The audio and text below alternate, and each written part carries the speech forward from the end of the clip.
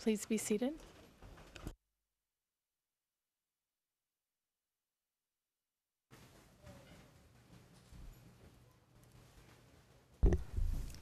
Mr. Thayer. Thank you, Mr. President. Now, during this period in February, March 1995, General Tolimir, you will see, is receiving intelligence and security reports about the situation in the Srebrenica and Žepa enclaves from his subordinates like Beata, who are in the field meeting with UNPROFOR and going to Žepa to gather information. You'll also hear that they are receiving information that, and this is in early 1995, that Muslims are trying to leave the enclaves because of shortages and poor living conditions. And it's been that way for, as you've already heard, from early on in the war, no doubt intensified by General Mladic's order that we saw from July of 1994, sealing off the enclaves from each other, basically penning people in, turning the heat up a little bit, but not to the boiling point yet. General Tolimir receives this information and he passes it up once again to President Karadzic and the various intelligence agencies, because this is important information to know about these strategically valuable areas. And he's also receiving intelligence information about the military and political leaders in Srebrenica and Žepa. And one example you'll see, there's a Drina Corps intelligence officer by the name of Golic. And he sends up his reporting, his professional chain of command, an intelligence report that talks about Muslims from Srebrenica and Žepa leaving the enclaves and lays out the identities of various military, high-ranking military officers in Žepa, some of the political leaders. So in this document, you'll see the name Avdo Palic, who you will hear is the Muslim army leader, the commander of the Žepa brigade, Hamdia Torlak, Amir Imamovich. These are civilian leaders of the Muslim community. General Tolimir is receiving information about these individuals, and it's going where it needs to go, up from the Corps to the main staff, and ultimately to General Mladic. And you'll see this document from Major Golic, and it's got General Mladic's handwriting on it. There's a note written by General Mladic to General Tolimir: Tosho, we should process this and distribute it to the 65th Protection Regiment, which is in the area. This must be used. You'll see examples of this, of how this intelligence is going to be employed during the events of July 1995. And again, General Tolimir is receiving this information about the humanitarian situation in the enclaves. So when these terrible events begin to unfold in July of 1995, Srebrenica and Žepa aren't just names in a report, places on a map to General Tolimir. These are areas about which he possesses a deep working knowledge, set against the general strategic objectives that we've been talking about all day today. It's important to keep that in mind, that he is looking at these enclaves from both perspectives. And heading further into 1995, the evidence will show that the Bosnian Serb military and political leadership was united in its hardening position regarding the eastern enclaves, as both sides began to foresee a decisive engagement or battle on the horizon that would end the war with respect to this area. They saw some kind of definitive military action coming at some point. You'll hear from General Rupert Smith, who was the commander of the UNPROFOR forces in Bosnia and Herzegovina. He was based in Sarajevo, and he'll tell you about meetings that he had with President Karadzic, sometimes alone, sometimes in support of other high-ranking UN officials, with, among others, President Karadzic, Mr. Krajisnik, and so forth. Sometimes General Tolimir would be there, sometimes General Guerrero. But from early 1995, the conditions were already severe in the enclave, and UNPROFOR complained about them to the Serb military and political leaders. And you'll see that the VRS had always restricted the inflow of supplies, humanitarian aid, to the enclaves, even before March of 1995. But you'll see, and we'll look at the document in a minute, that boiling point, finally, the gas being turned on to get there. What we're looking at is another directive. This is directive number 7. We talked about directive number 4. This is from March of 1995. This is just the cover letter, as it were, distributing it to the corps. It's dated March 17th. And here's the first page.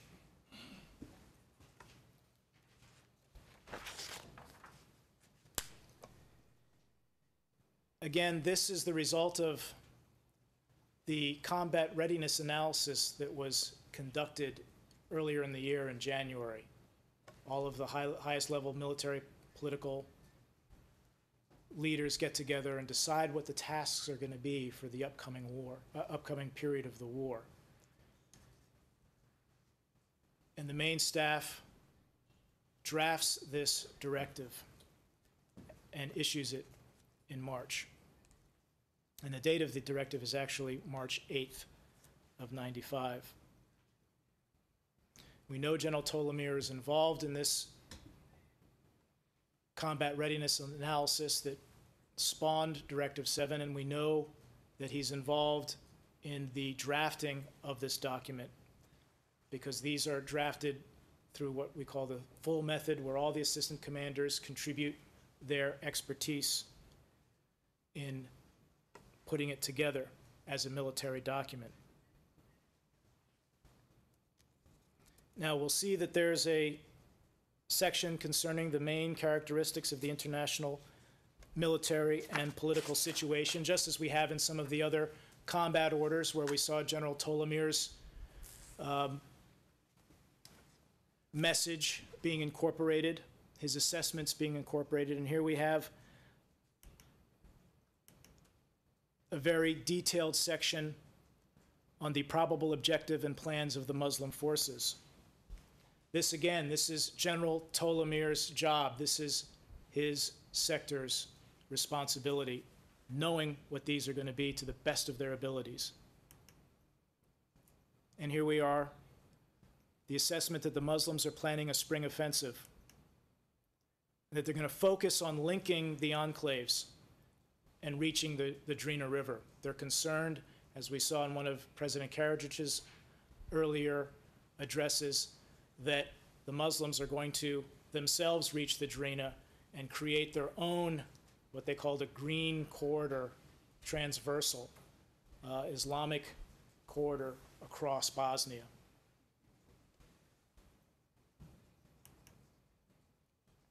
Now,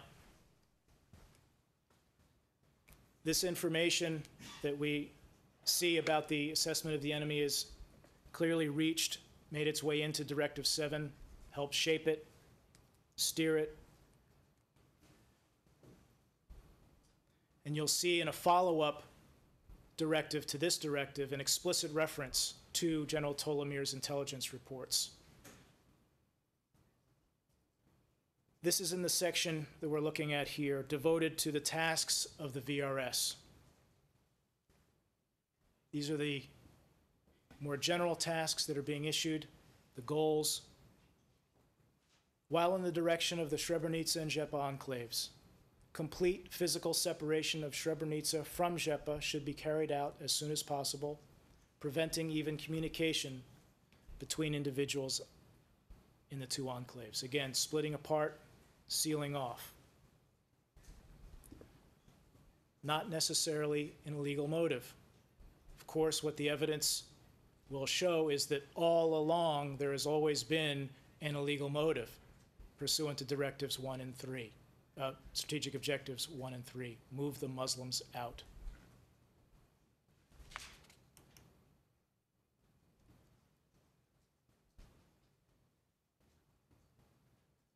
And this section is immediately followed up by this passage, which instructs the Drina Corps, by planned and well thought out combat operations, create an unbearable situation of total insecurity with no hope for further survival or life for the inhabitants of Srebrenica and Žepa.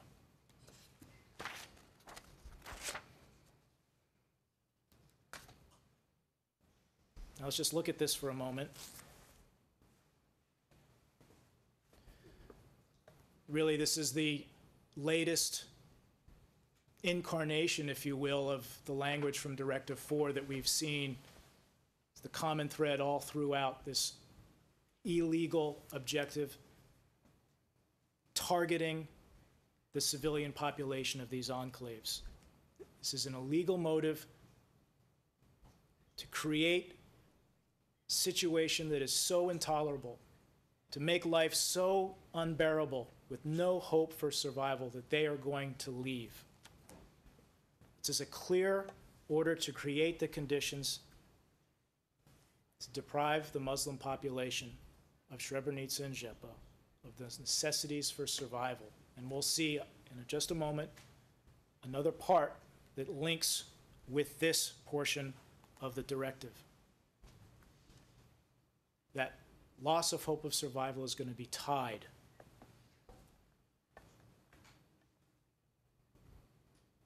to the supply of humanitarian aid to the civilian population and resupply to UNPROFOR, to weaken UNPROFOR. So we have this section here that talks about creating this unbearable situation, no survival for life.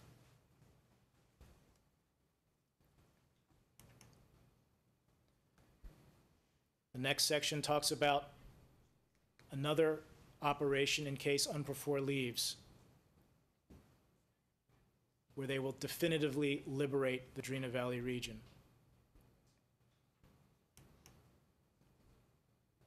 And here we have the section I was just talking about. The relevant state and military organs responsible for work with UNPROFOR and humanitarian organizations. The evidence will be crystal clear that the relevant military organizations responsible for work with UNPROFOR and humanitarian organizations is the main staff.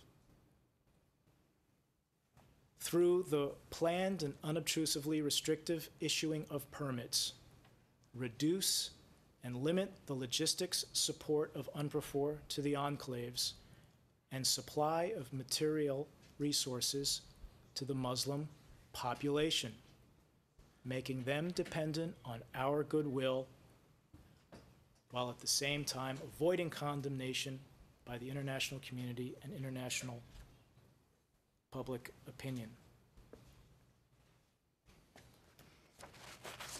Now, let's unpack this a little bit. There's a lot in this section. Again, the evidence will be clear that it's the main staff that decides what convoys get to go in or not, whether it's for UNPROFOR, for the peacekeepers, or whether it's UNHCR, food, sanitary supplies for the Muslim population in Srebrenica and Žepa. This is talking about the main staff. And the state military organ, the state organ you'll hear is a commission that in the end had to defer to the main staff. Through the planned and unobtrusively restrictive issuing of permits. Unobtrusively, Your Honors, they're being careful here. They're being smart. The evidence will show that General Tolimir, like General Guevara, always had his eye on the international community, on international opinion. He and General Guevara, next to General Mladic, were the most public faces of the VRS, interviewed on the news, making the appearances before the National Assembly. It was General Tolimir's job to have that wide field perspective I mentioned before of what was going on in the larger international community, the larger military field of vision, and on the ground as well. That's why they're being smart and they're being careful. They're saying, let's do it unobtrusively. We'll make them dependent on us, and we're going to do it in such a way so that we don't trigger UN intervention or international intervention like there was in 1993 when General Morillon came. And you'll hear this theme over and over again. We can't let ourselves be stopped like we were in 93 when Morillon came in and put those peacekeepers around Srebrenica. So this is a clear order to create the conditions in combination with that earlier section, with that appalling language about making life so unbearable, that the main staff sends out to its subordinate commands to implement on the ground.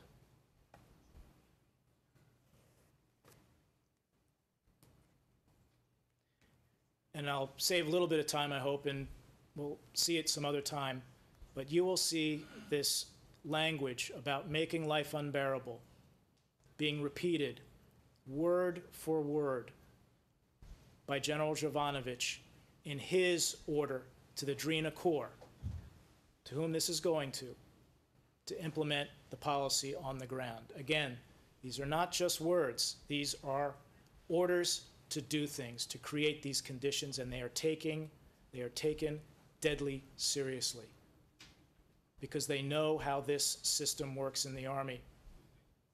Orders are given, they're meant to be followed, they shall be reported on, back up the chain, and if they're not, somebody's going to be held accountable for it. So you'll see General Jovanovic sends that language out, create these conditions that are so unbearable that we will force them to leave. And this, Your Honors, is where we see the forcible transfer operation starting to be brought to the boil. You'll see sniping, shelling, and the slow, steady strangling of these enclaves all throughout the spring of 1995. The main staff deliberately restricted these supplies both to Dutchbat as well as to the civilian population of Srebrenica and Žepa. This was part of this common plan and organized effort to remove these populations. Let's start with the convoy restrictions. I want to tell you a little bit about how that worked. It was actually very simple. If UNPROFOR needed supplies, Your Honors, or to rotate its peacekeepers or military observers, they would send a fax over to the main staff. There was a colonel there by the name of Đurđić who was the point person for these requests. But Mladic relied on his top men like General Tolimir, General Guevara, working together to review these requests, make proposals to him. And with respect to the humanitarian aid convoys, as I mentioned, there was a so-called RS Commission for, it was a state committee for cooperation with international organizations, humanitarian organizations. The main staff had a representative on that committee, and you'll see convoy request after convoy request, where the main staff says, we have reviewed the committee's plan, we approve this and this and this, but we deny this and this and this. So it is, as you'll see, the main staff that ultimately retained the power over what was going into the enclaves and what was not. And you'll see examples of these requests with General Mladich's handwritten notes. To Tosho, Guerrero, your input and opinion, your advice, your proposals. And you'll get familiar with General Tolimir's signature and his initials. Sometimes you'll even see General Tolimir's comments written next to the fax, or written right on the fax request. Let me just give you a little sense of what some of these convoy denials were like and how they operated. You'll see a notification signed by General Miletic from March saying that we reduced the plan for the enclaves in number of vehicles and the transport of fuel is not permitted. Despite the information on restrictions we submitted to the coordinating body, we expect that UNHCR will try to bring fuel into the enclaves, which has to be prevented. In another convoy denial from March, you'll see the following being prevented from going into Srebrenica: diesel, dry rations, frozen and cold food, water trailer, spare parts. And there's a note, instructions in the last paragraph. Give information on the convoys that were not approved to checkpoints and do not relate them to third persons or give any explanation to UNPROFOR representatives, as if you did not receive it. If a convoy appears at a crossing, return it to the place of origin.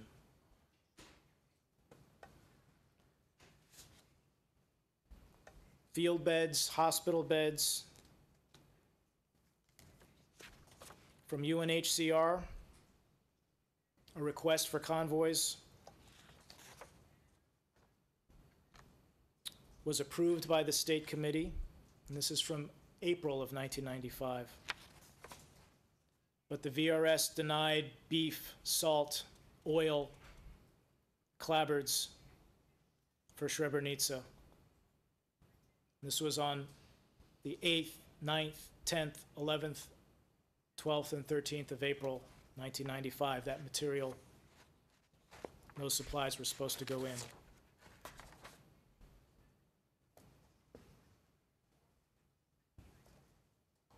School supplies denied.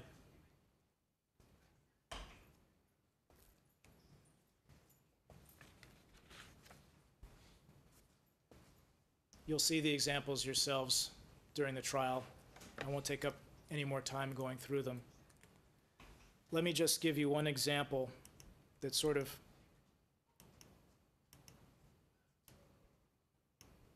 exemplifies the problems that this caused for the UN that was charged with getting this humanitarian aid into the enclaves. This is how it affected, by June, the UN. Problems with convoys, both logistics resupply, that's Dutchbat, and UNHCR, that's the civilians, continue in many parts of the UNPROFOR AOR area of responsibility. The 56 truck convoy bound for the eastern enclaves arrived in Belgrade yesterday. However, the BSA, and you'll see that UNPROFOR referred to the VRS as the BSA in a lot of their documents, the Bosnian Serb Army. So if you see BSA, it's the same thing as VRS. The BSA has cut the number of trucks from 56 to 23, has cut the amount of food by 50%, and the amount of fuel by 70%, has rejected the passage of 2 ambulances needed for UN troops, and has insisted that those personnel traveling with the convoy to the enclaves must also depart with it, though no one else may, in other words, preventing any troop rotation or reinforcement. Another element of this policy to unobtrusively restrict the permits was to prevent the rotation of UN personnel. They'd let people out, but they wouldn't let fresh peacekeepers come back in. So you had an increasingly undersupplied, underfed, underarmed group of peacekeepers in Srebrenica and Žepa that was dwindling in number. So that by July of 1995, you will see just how operationally impaired they were by the time the attack came. Now, when the main staff did approve a convoy, and they did approve convoys, they didn't pull the plug completely because they knew that they could only go so far. You'll see over and over again. The evidence in this case will show that General Tolimir, General Guerrero, main staff knew just how far they could go before triggering international condemnation and action. And it was the action that they were worried about, specifically the deployment of NATO air power in support of the UNPROFOR troops, or the insertion of ground forces in support. Now, when the main staff did approve a convoy, they had to be checked in Zvornik,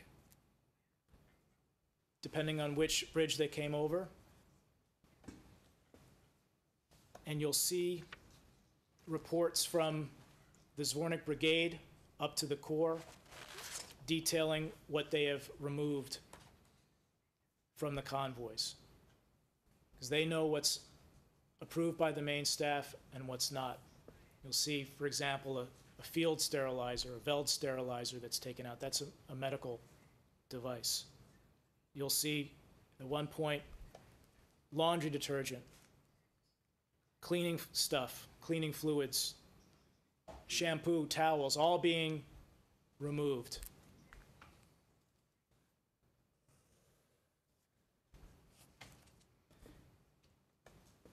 And General Tolimir was part of this whole process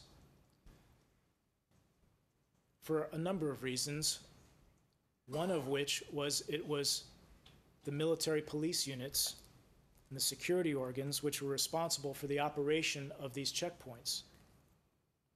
You'll see many examples of these convoy notification documents with the words handwritten security organ, or the name of the actual security officer for the brigade written on it, indicating that these requests are going to the security organ.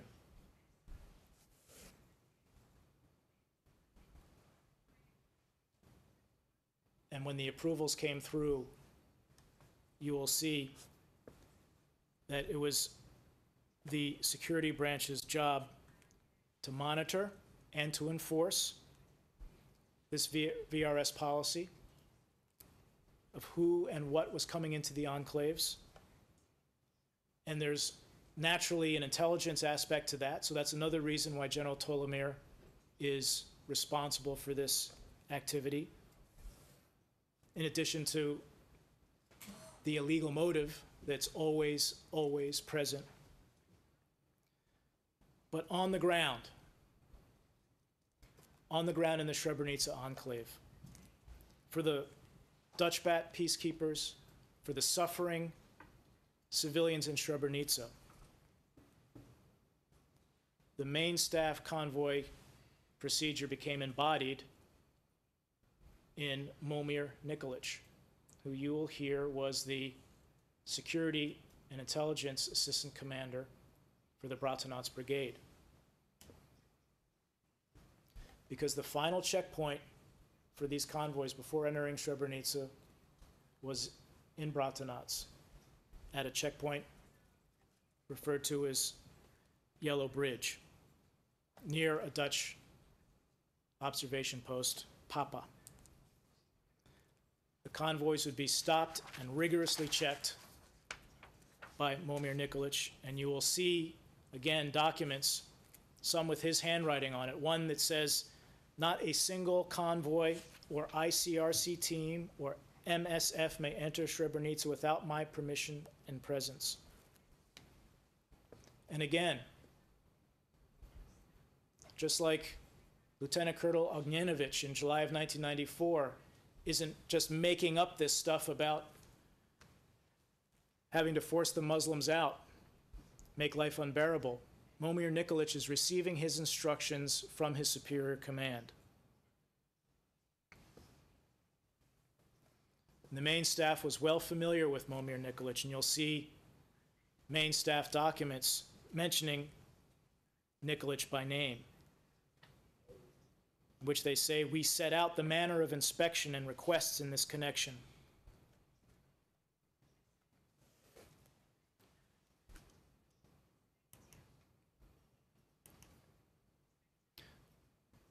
Let's look at another document. Again, this is a document created in connection with a combat readiness analysis. This one is a 6-month combat readiness analysis. You might be getting a sense of how organized and disciplined the VRS was. A brigade putting this report together, element by element, and under intelligence security support, the report writes, during 1995, international organizations and their representatives have passed through and stayed temporarily in the brigade's area of responsibility. And it goes on to say that they were monitored and every single event was reported to the superior organs and the main staff.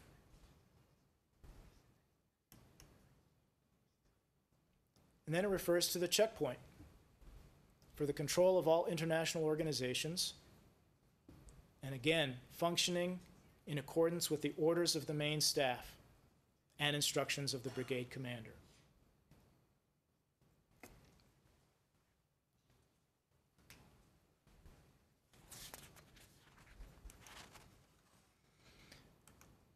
Now you'll hear how the conditions worsened and worsened from March 1995 until the attack in July. And this unobtrusive issuing of permits by the VRS didn't have to be so severe to create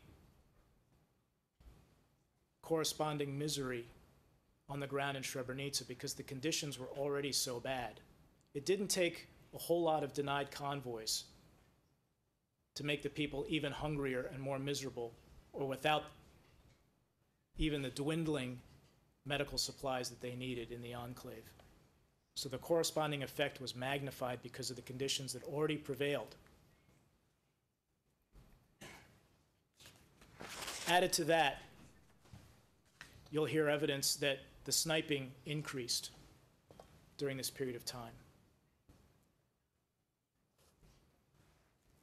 And you remember that order about the snipers and the silencers. It was the main staff that ran the sniper school. And of course, it's the Bratunats Brigade soldiers who were shooting these Muslim civilians. You'll hear about that.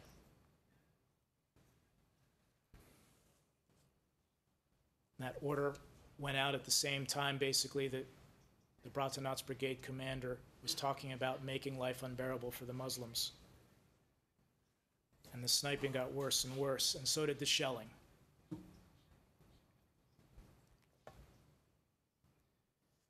You'll hear testimony from survivors, witnesses about the intensified shelling during 1995. And you'll see, as we did in 1993, intelligence and security reports from General Tolimir describing this shelling as part of a propaganda campaign, disinformation.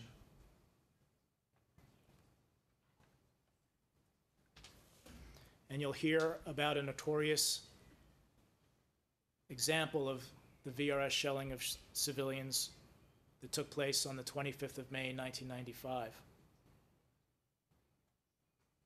On that day, in retaliation for NATO airstrikes on an ammo dump in Pale, you will hear evidence that the VRS shelled all of the safe areas that day.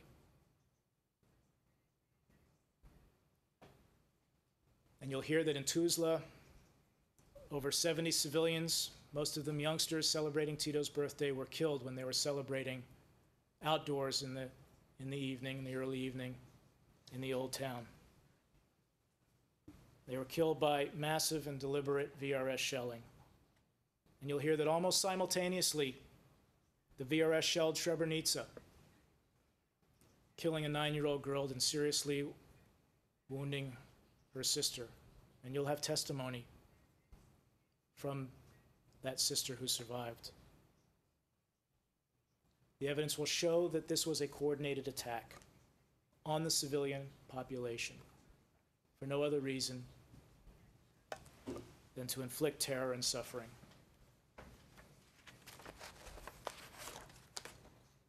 And you'll hear from witnesses as well about an attack on the 24th of June, 1995. You'll hear from a UN military observer. You'll see reports that the VRS inserted the 10th Sabotage Unit, the 10th Sabotage Detachment, to fire on civilian targets in Srebrenica. And that resulted in deaths of civilians as well. Momir Nikolic, the Bratanac Brigade Security and Intelligence Assistant Commander, will tell you that General Tolimir's direct subordinate, Colonel Salapara, who we talked about earlier, directed that action on the ground. So by late June, and here we have just one example of many protest letters from the UN. General Smith is protesting to General Mladic that on an almost daily basis he's receiving reports of shelling of populated areas, Bihać, safe area, Srebrenica, safe area, Grazda, and Sarajevo, safe areas.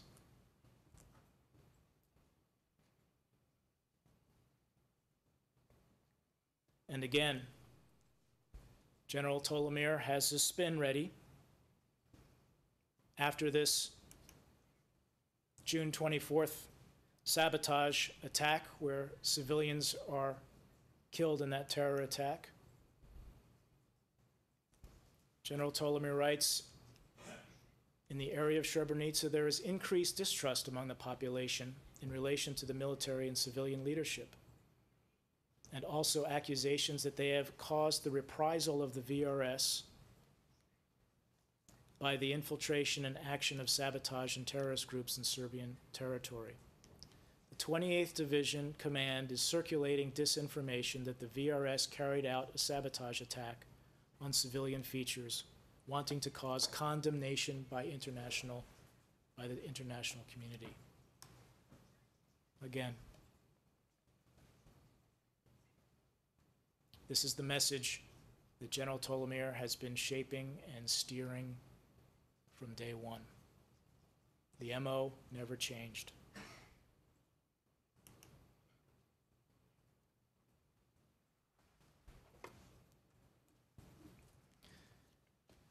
You'll hear soon enough about the effects that these restrictions had on the Dutch BAT peacekeepers and on the civilian population. You'll hear about the meetings that the UN leadership had with the Bosnian Serb political and military leadership, the concerns that were expressed. You'll hear President Karadzic repeating the assessment of General Tolimir that they were expecting the Muslims to try to break out of the enclaves, and President Karadzic describing the enclaves as a time bomb about to explode.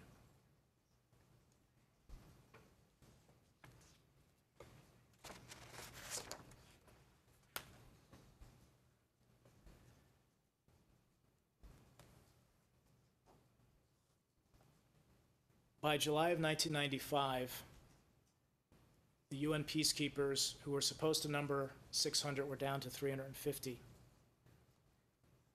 They hadn't been permitted to bring in weapons. They had to use the weapons that were used by the prior Dutch bat rotations. They weren't allowed to bring in fresh ammunition. They weren't allowed to bring in testing equipment for their anti-tank and other weapon systems. They hadn't been allowed to bring in fuel since February. They were cooking on wood. They had to conduct foot patrols instead of motorized APC patrols, so they could not enforce their mandate in that respect. They were living on dried rations because they had no fresh food. Because of the lack of fuel, they had to use candlelight at night. They didn't have electricity to purify water.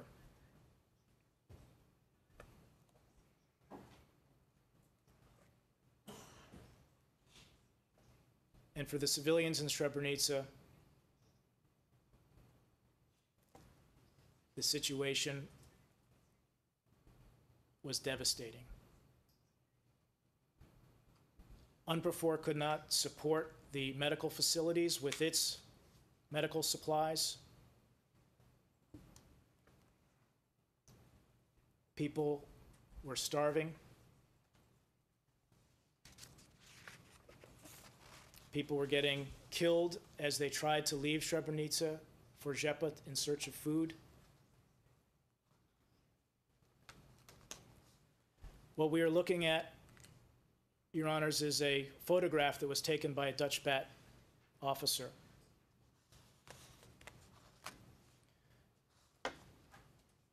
These are civilians from Srebrenica gathered around a garbage truck, searching for food. And you'll hear that they regularly did this, going through the dumped garbage looking for anything edible.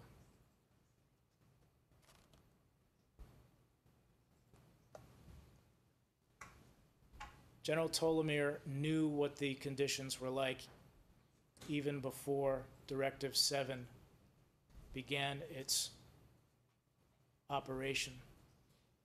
Again, this is even before this unobtrusive issuing of permits was underway. So you can imagine what the conditions were like. Maybe you can't. I don't think I can really imagine what it was like by July of 1995.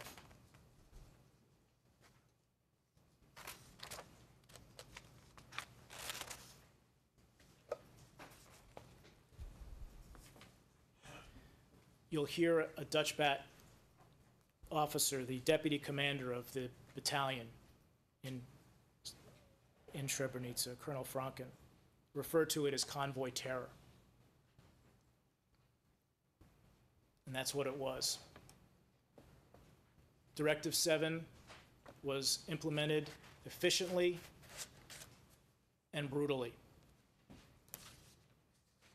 And you'll see the effect it had on Dutch bat's ability to respond to the military attack that was coming. Now, I see we're at the end of the day, and I've actually found myself at the beginning of a new chapter, so I'll pick up there tomorrow, Mr. President. Monday. Thank you, Mr. Thayer. Not tomorrow, of course not.